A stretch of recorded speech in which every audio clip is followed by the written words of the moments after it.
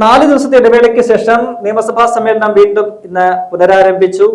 കഴിഞ്ഞ വ്യാഴാഴ്ചയാണ് ഏറ്റവും ഒടുവിൽ നിയമസഭാ സമ്മേളനം ചേർന്നത്. അന്ന് പ്രതിപക്ഷത്തിന്റെ ശക്തമായ പ്രതിഷേധത്തെ തുടർന്ന് സഭാ സമ്മേളനം മണിക്കൂറുകൾക്കകം തന്നെ നിർത്തിവെച്ച് സഭ ഇന്നത്തേക്ക് പിരിയുന്ന ഒരു കാഴ്ചയാണ് നമ്മൾ കണ്ടത്. അന്ന് പ്രതിപക്ഷം ഉയർത്തിയ പ്രധാനപ്പെട്ട വിഷയം, കഴിഞ്ഞ നിയമസഭാ സമ്മേളനം അവസാനിക്കുന്ന കാലത്ത് ഈ ശബരിമല സ്വർണ്ണക്കൊള്ളയുമായി ബന്ധപ്പെട്ട് പ്രതിപക്ഷം ശക്തമായ സമരത്തിലായിരുന്നു. അന്ന് പ്രതിപക്ഷം ഉന്നയിച്ച ആവശ്യമെന്ന് പറയുന്നത് ദേവസ്വം മന്ത്രി വി.എൻ. വാസവൻ രാജിവെക്കുക, അന്ന് ദേവസ്വം ബോർഡ് പ്രസിഡന്റ് ആയിരുന്ന ആരോപണ മുനയിൽ നിൽക്കുന്ന പി.എസ്. പ്രശാന്തിനെ പുറത്താക്കുക എന്നീ ആവശ്യങ്ങളായിരുന്നു. എന്നാൽ ഇന്നേക്ക് വരുമ്പോൾ ദേവസ്വം ബോർഡിന്റെ ആ കാലാവധി കഴിഞ്ഞു. ദേവസ്വം പ്രസിഡന്റ് പുതിയ ആളാണ്. പി.എസ്. പ്രശാന്ത് ദേവസ്വം ബോർഡ് അധ്യക്ഷ സ്ഥാനത്ത് നിന്നും മാറിയിരിക്കുന്നു. എന്നാൽ മന്ത്രിസ്ഥാനത്ത് വി.എൻ. വാസവൻ തുടരുകയാണ്. അപ്പോൾ ദേവസ്വം മന്ത്രിയുടെ രാജി എന്ന ആവശ്യം അവർ ആവർത്തിക്കുന്നു. ഒപ്പം തന്നെ അവർ ഉന്നയിക്കുന്ന മറ്റൊരു പ്രധാനപ്പെട്ട കാര്യമെന്ന് പറയുന്നത് ഈ പ്രത്യേക അന്വേഷണ സംഘത്തിന് മേൽ മുഖ്യമന്ത്രിയുടെ ഓഫീസ് ചെലുത്തുന്ന സ്വാധീനം അല്ലെങ്കിൽ സമ്മർദ്ദം അത് ഇല്ലാതാക്കുക, SITയെ പൂർണ്ണമായും സ്വാതന്ത്ര്യത്തോടുകൂടി പ്രവർത്തിക്കാൻ അനുവദിക്കുക എന്നൊരാവശ്യമാണ് ഉന്നയിക്കുന്നത്. അപ്പോൾ ആ 2 ആവശ്യങ്ങൾ ഉയർത്തിക്കൊണ്ടുള്ള സമരം തങ്ങൾ തുടരുന്നതിനാൽ സഭാ നടപടികളുമായിട്ട് സഹകരിക്കില്ല എന്ന് പറഞ്ഞുകൊണ്ടാണ് കഴിഞ്ഞ വ്യാഴാഴ്ച പ്രതിപക്ഷം ശക്തമായ ബഹളം ഉണ്ടാക്കുകയും മുദ്രാവാക്യം മുഴക്കുകയും ഒക്കെ ചെയ്ത് അങ്ങനെ സ്പീക്കർക്ക് ഉടനടി തന്നെ ആ സഭാ നടപടികൾ നിർത്തിവെച്ചുകൊണ്ട് പിരിയേണ്ട ഒരു സാഹചര്യം ഉണ്ടായി. പിന്നീട് ഇന്ന് രാവിലെ ചേർന്നപ്പോഴും പ്രതിപക്ഷം ഈ നിലപാട് ആവർത്തിക്കുന്നുണ്ട്. തങ്ങൾ സമരവുമായിട്ട് മുന്നോട്ട് പോവുകയാണ്, പക്ഷെ സഭാ നടപടികളുമായിട്ട് തങ്ങൾ സഹകരിക്കും. അപ്പൊ തന്നെ സഭാ കവാടത്തിൽ തങ്ങളുടെ 2 അംഗങ്ങൾ, അതായത് കോൺഗ്രസിൽ നിന്ന് CR മഹേഷ് MLA ഒപ്പം തന്നെ മുസ്ലിം ലീഗിൽ നിന്ന് നജീബ് കാന്തപുരം MLA സഭാ കവാടത്തിൽ സത്യാഗ്രഹം ഇരിക്കാൻ പോവുകയാണ് ഈ 2 ആവശ്യങ്ങൾ ഉയർത്തിക്കൊണ്ട്. മന്ത്രി വി.എൻ. വാസവൻ രാജിവെക്കുക, ഒപ്പം തന്നെ മുഖ്യമന്ത്രിയുടെ ഓഫീസ് SITയെ സമ്മർദ്ദത്തിലാക്കുന്ന അത്തരമുള്ള നീക്കങ്ങളിൽ നിന്നും പിൻവാങ്ങുക എന്നീ ആവശ്യങ്ങൾ ഉന്നയിച്ചുകൊണ്ട്. അതേസമയം പുറത്ത് ഇത്തരത്തിൽ 2 അംഗങ്ങൾ സമരം ചെയ്യുമ്പോൾ സഭയ്ക്കകത്ത് സഭാ നടപടികളുമായിട്ട് സഹകരിച്ച് മുന്നോട്ട് പോവുക എന്ന ഒരു പുതിയ രാഷ്ട്രീയ തന്ത്രമാണ് പ്രതിപക്ഷം ഇന്ന് പയറ്റിയത്. അത് വിജയിക്കുന്ന ഒരു കാഴ്ച നമുക്ക് കാണാൻ കഴിഞ്ഞിട്ടുണ്ട്. ചോദ്യോത്തരവേള കാര്യമായി തന്നെ വിജയകരമായിട്ട് തന്നെ നടന്നു. എന്നാൽ അടിയന്തര പ്രമേയത്തിലേക്ക് വന്നപ്പോൾ പ്രതിപക്ഷം ഇന്ന് ഉന്നയിച്ച അടിയന്തര പ്രമേയ വിഷയമെന്ന് പറയുന്നത് CPMനെ ഇപ്പോൾ വളരെയധികം പ്രതിരോധത്തിലാക്കിയിരിക്കുന്ന പയ്യന്നൂരിലെ 2-3 പാർട്ടി ഫണ്ടുമായി ബന്ധപ്പെട്ടുള്ള തിരിമറികളാണ്. അത് ആ വെളിപ്പെടുത്തൽ CPMന്റെ തന്നെ കണ്ണൂർ ജില്ലാ കമ്മിറ്റി അംഗമായിട്ടുള്ള വി. കുഞ്ഞികൃഷ്ണനാണ് 2 ദിവസം മുൻപ് നടത്തിയത്. അതിനു പിന്നാലെ കോൺഗ്രസിന്റെ പ്രവർത്തകർ പയ്യന്നൂർ മണ്ഡലത്തിൽ ആരോപണ വിധേയനായിട്ടുള്ള പയ്യന്നൂർ MLA TA മധുസൂദനന്റെ ഓഫീസിലേക്ക് മാർച്ച് നടത്തിയത്, പ്രതിഷേധ മാർച്ച് നടത്തി. എന്നാൽ ആ പ്രതിഷേധ മാർച്ചിനെതിരെ CPMന്റെ ഗുണ്ടകൾ കൂട്ടം ചേർന്നുകൊണ്ട് ആ പ്രതിഷേധത്തെ അടിച്ചമർത്തുകയും കോൺഗ്രസിന്റെ നിരവധി നേതാക്കൾക്ക് പ്രവർത്തകർക്കൊക്കെ പരിക്ക് പറ്റുകയും ചെയ്യുന്ന ഒരു സാഹചര്യം ഉണ്ടായി. ആ വിഷയമാണെന്ന് അടിയന്തര പ്രമേയമായിട്ട് പ്രതിപക്ഷം സഭയിൽ ഉന്നയിച്ചത്. ഈ വിഷയത്തിൽ സഭ നിർത്തിവെച്ച് അടിയന്തരമായിട്ട് ചർച്ച ചെയ്യണം എന്നൊരാവശ്യമാണ് അടിയന്തര പ്രമേയ നോട്ടീസിൽ സജീവ് ജോസഫ് MLA ഉയർത്തിയത്. എന്നാൽ വിചിത്രമെന്ന് പറയട്ടെ, ആ നോട്ടീസിന് തന്നെ അനുമതി കൊടുക്കാതെ തള്ളുകയാണ് സ്പീക്കർ AN ഷംസീർ ചെയ്തത്.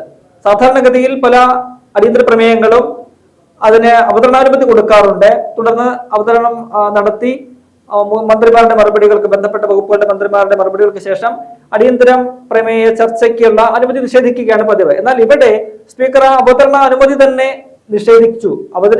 ആ നോട്ടീസ് അവതരിപ്പിക്കാനുള്ള അനുമതി പോലും കൊടുത്തില്ല. അതിന് അത്രയ്ക്കും അടിയന്തര പ്രാധാന്യമില്ല, സഭയിൽ ഉന്നയിക്കേണ്ട അടിയന്തര പ്രമേയത്തിൽ ഉന്നയിക്കേണ്ട ഒരു അടിയന്തര പ്രാധാന്യമില്ല എന്ന് കണ്ടുകൊണ്ട് അത് തള്ളിക്കളയുന്ന വളരെ വിചിത്രമായ ഒരു കാഴ്ചയാണ് നമ്മൾ കണ്ടത്. കാരണം നമുക്കറിയാം, കഴിഞ്ഞ വ്യാഴാഴ്ച ഈ ശബരിമല വിഷയം ഉന്നയിച്ചുകൊണ്ട് പ്രതിപക്ഷം സഭ സ്തംഭിപ്പിച്ചപ്പോൾ CPMന്റെ മന്ത്രിമാർ ഉൾപ്പെടെ MP രാജേഷ് ഉൾപ്പെടെയുള്ളവർ ചൂണ്ടിക്കാട്ടിയ ഒരു കാര്യം, അവർക്ക് ഈ ശബരിമല വിഷയം അടിയന്തര പ്രമേയമായിട്ട് ഈ സഭയിൽ ഉന്നയിക്കാനുള്ള ഒരു താല്പര്യമില്ല, അല്ലെങ്കിൽ അവർ പ്രതിരോധത്തിലാണ്. ആ ചർച്ച നടത്തി കഴിഞ്ഞാൽ അവർക്ക് വിജയിക്കാൻ കഴിയില്ല, ഭരണപക്ഷത്തെ പേടിച്ചുകൊണ്ട് അവര് അടിയന്തര പ്രമേയം ഉന്നയിച്ചില്ല എന്നതാണ്. എന്ത് വിഷയം വന്നാലും തങ്ങൾ ചർച്ച ചെയ്യാൻ തയ്യാറാണ് എന്ന് പറഞ്ഞിരുന്ന ഒരു കൂട്ടരാണ് ഇന്ന് വളരെ അടിയന്തര പ്രാധാന്യമുള്ള പലതരത്തിൽ പ്രാധാന്യമുള്ള ഒരു വിഷയമാണ്. ഒന്ന്, ഈ പറയുന്ന പയ്യന്നൂർ മണ്ഡലത്തിൽ അവിടെ നടന്ന ഒരു പ്രതിഷേധത്തിന് നേരെ പാർട്ടിക്കാർ തന്നെ കോൺഗ്രസിന്റെ പ്രവർത്തകരെ വളഞ്ഞിട്ട് ആക്രമിക്കുന്ന ഒരു സാഹചര്യമുണ്ട്, ക്രമസമാധാന പ്രശ്നമുണ്ട്. കൂടാതെ തന്നെ അവിടെ ഉയർന്നിരിക്കുന്ന 2-3 ഫണ്ടുകളുമായി ബന്ധപ്പെട്ടുള്ള തിരിമറി, സാമ്പത്തിക ക്രമക്കേടിലാണ് CPM ഇപ്പോൾ അകപ്പെട്ടിരിക്കുന്നത്. അപ്പോൾ അത്തരത്തിൽ ഗുരുതരമായിട്ടുള്ള വിഷയങ്ങൾ ഉന്നയിക്കുമ്പോൾ അത് ഏതെങ്കിലും തരത്തിൽ തങ്ങൾക്ക് പിടിച്ചു നിൽക്കാൻ പറ്റുന്ന വിഷയമായിരുന്നെങ്കിൽ CPM എന്തുകൊണ്ട് അത് ചർച്ചയ്ക്ക് തയ്യാറായില്ല എന്നൊരു ചോദ്യം അവിടെ ഉയരുന്നുണ്ട്. മുൻകാലങ്ങളിലൊക്കെ തന്നെ അവര് മേൽനടിക്കുന്നത് തങ്ങൾ 15-17 അടിയന്തര പ്രമേയം നോട്ടീസുകൾക്ക് ചർച്ചയ്ക്ക് അനുമതി കൊടുത്തവരാണ്, അത്തരത്തിൽ മുൻകാലങ്ങളിൽ ചർച്ചയ്ക്കെടുത്ത ഏത് സർക്കാരുണ്ട്? അപ്പോൾ ഞങ്ങൾക്കൊന്നും ഒളിക്കാനില്ല, ഞങ്ങൾക്കെല്ലാം ചർച്ച ചെയ്യാൻ സന്നദ്ധമാണ് എന്നൊക്കെ വീമ്പിളക്കുന്ന ഒരു പാർട്ടിയാണ്. മുൻകാലങ്ങളിൽ പല വിഷയങ്ങളും ചർച്ച ചെയ്തിട്ടുണ്ട്. പല വകുപ്പുകളുടെയും കെടുകാര്യസ്ഥത ഉൾപ്പെടെ ആരോഗ്യ വകുപ്പിന്റെയും ആഭ്യന്തര വകുപ്പിന്റെയും ഉൾപ്പെടെയുള്ള കെടുകാര്യസ്ഥതകൾ ചർച്ചയ്ക്ക് വന്നിട്ടുണ്ട്. ചർച്ചയ്ക്ക് ഏറ്റവും ഒടുവിൽ മുഖ്യമന്ത്രിയാണ് മറുപടി പറയുക. അദ്ദേഹം ഏതാണ്ട് 1 മണിക്കൂറിൽ നീണ്ടു നിൽക്കുന്ന പ്രസംഗം നടത്തി. ഇതൊക്കെ തന്നെ ശരിയല്ല എന്ന് പറഞ്ഞ് തള്ളിക്കളയും. അത് CPM അണികൾ ഏറ്റെടുക്കും, സൈബർ സഖാക്കളൊക്കെ ഏറ്റെടുക്കും. സോഷ്യൽ മീഡിയകളിൽ ഇങ്ങനെ അതിന് അപദാനം പാടി ഇങ്ങനെ അതിന്റെ ക്ലിപ്പുകളൊക്കെ തന്നെ പ്രചരിപ്പിക്കും. അതാണ് ചെയ്യുന്നത്. അപ്പോൾ തങ്ങൾ വിജയിച്ചു, തങ്ങൾ ഈ ചർച്ചയിൽ വിജയിച്ചു എന്ന് അവർ അവകാശപ്പെടുകയും ചെയ്യും. എന്നാൽ പ്രതിപക്ഷം ഉന്നയിക്കുന്ന ഏതെങ്കിലും വിഷയങ്ങൾക്ക് വ്യക്തമായ മറുപടി അതിൽ മന്ത്രിമാരോ മുഖ്യമന്ത്രിയോ പറയാറും ഇല്ല. ഇതാണ് പ്രധാനപ്പെട്ട കാര്യം. അങ്ങനെ എല്ലാ വിഷയവും ചർച്ചയ്ക്കെടുക്കാൻ സന്നദ്ധരായിട്ടുള്ളവര് ഈ വിഷയത്തിൽ എന്തുകൊണ്ട് ചർച്ചയ്ക്ക് തയ്യാറായില്ല എന്ന ചോദ്യം ഉയരുന്നുണ്ട്. ഇന്നലെ ജില്ലാ സെക്രട്ടറി, കണ്ണൂർ ജില്ലാ സെക്രട്ടറി ആയിട്ടുള്ള KK രാഗേഷ് വാർത്താസമ്മേളനം നടത്തി പറഞ്ഞത് ഇതിലെങ്ങും ഒരു കാര്യവുമില്ല, ഈ ആരോപണങ്ങളിൽ ഒരു കഴമ്പുമില്ല, ഒരു ക്രമക്കേട് നടന്നിട്ടില്ല എന്നുള്ളതാണ്. അത്രയ്ക്കും ആത്മവിശ്വാസം ഉണ്ടെങ്കിൽ, ഒരു തെറ്റുമില്ലെങ്കിൽ, മടിയിൽ കനമില്ല എന്നുണ്ടെങ്കിൽ CPM-ന് എന്തുകൊണ്ട് ഈ വിഷയം സഭയിൽ ഉയർന്നപ്പോൾ അത് ചർച്ചയ്ക്കെടുത്ത് തങ്ങളുടെ നിരപരാധിത്വം സഭയ്ക്കകത്ത് പറഞ്ഞ് അത് സഭയിലൂടെ ജനങ്ങളെ ബോധ്യപ്പെടുത്താൻ ഉള്ള ഒരു ധൈര്യം ഉണ്ടായില്ല എന്നതാണ്.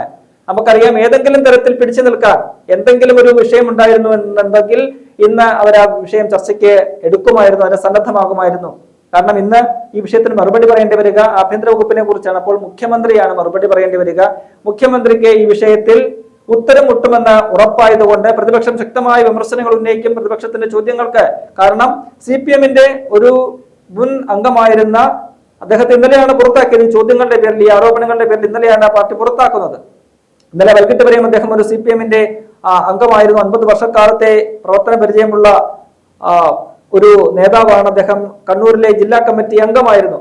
അത്തരമൊരു നേതാവാണ് ഈ ഒരു ഗുരുതരമായ ആരോപണം ഉന്നയിച്ചിരിക്കുന്നത്. ആ ആരോപണങ്ങൾ, ആ ചോദ്യങ്ങൾ സഭയിൽ പ്രതിപക്ഷം ഉന്നയിച്ചാല് മുഖ്യമന്ത്രിക്ക് മറുപടി പറയാൻ കഴിയില്ല എന്ന പൂർണ്ണ ബോധ്യം പാർട്ടിക്കും മുഖ്യമന്ത്രിക്കും ഉള്ളതുകൊണ്ടാണ് സർക്കാരിന്റെ മനസ്സറിഞ്ഞുകൊണ്ട് ആ നോട്ടീസിന് പോലും അനുമതി നൽകാതെ, നോട്ടീസ് അവതരണത്തിന് പോലും അനുമതി നൽകാതെ ഈ പറയുന്ന സ്പീക്കർ AN ഷംസീർ അത് തള്ളിക്കളയുന്ന ഒരു സാഹചര്യം ഉണ്ടായത്. എന്തായാലും CPM ഈ വിഷയത്തിൽ വലിയ പ്രതിരോധത്തിലാണ് എന്നുള്ള കാര്യത്തിൽ യാതൊരു സംശയവുമില്ല.